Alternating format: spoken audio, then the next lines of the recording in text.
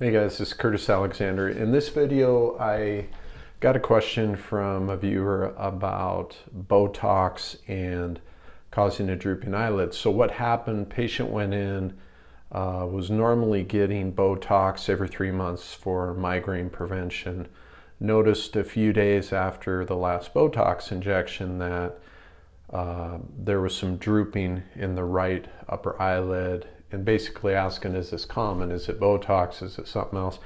Now I have to preface that I'm not a doctor, I'm not a provider, so that's the first place you need to start because we're talking about diagnostics at that point. But as far as Botox relation to the drooping eyelid, I want to get into that in the video. So first of all, you want to rule out, and this is why you need to talk to the doctor, you have to rule out vision issues. Is there any discharge from the eye, redness, swelling, any sort of double vision? If we're ruled out, if your provider has ruled out vision issues, then yeah, there's a good chance that it can be Botox. And so I'm going to hop right into that.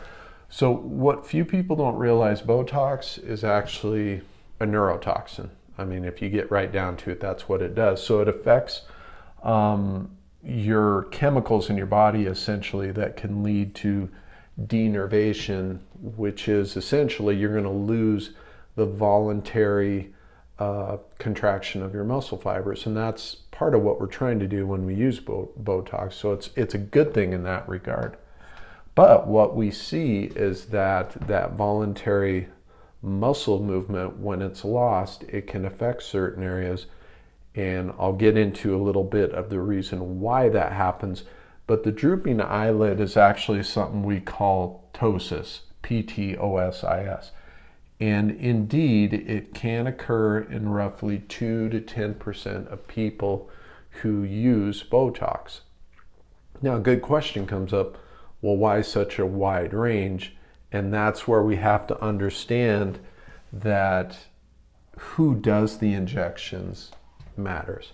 Now, that's not that your provider was bad or anything like that, but the experience level of whoever is injecting the Botox matters. Obviously, where they inject it, the depth that they use to inject it, all this stuff comes into play, because as soon as maybe you're off by a little bit, again, I'm not a provider that would ever inject Botox, but as soon as you get off by a little bit, you can see the Botox affecting muscle fibers that you never intended for it to affect. So with that being said, you know, one of the first things I would do in this case, I would let your provider know that this is going on. Now, I don't want to downplay what it is, because obviously it can be tough for some people to have this drooping eyelid, but generally speaking, it's not a serious thing, and it is going to go away with time. The big question is how much time will it take? And that's where you're going to get varying numbers. I've talked to providers, I've looked at the literature. One of the things you can see is a 4-week to 6-week, all the way up to 11 weeks. I would just kind of go in the middle of that, and I think you're going to be looking at 6 to 8 weeks to really see it come back. It may last all the way to your next injection. It may go away a little quicker, but the point is it's going to be weeks before it likely resolves.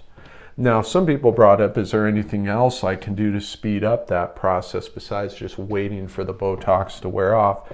There are some eye drops that you can use. I don't find them to be overly effective. Most providers agree it's not going to be, you know, it really doesn't accelerate it that much, would be the general takeaway.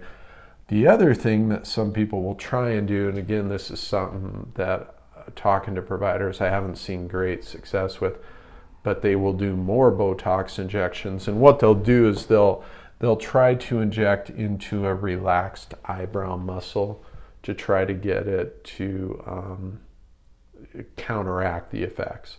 And again, not extremely successful. Most providers will tell you, listen, it happens, it's something we try to avoid, but we have to take a wait and see approach and just kind of let it go away on its own. So again, I hope this video was helpful, and if you have any questions, post them in the comments. And until the next one, this is Curtis Alexander. Thank you.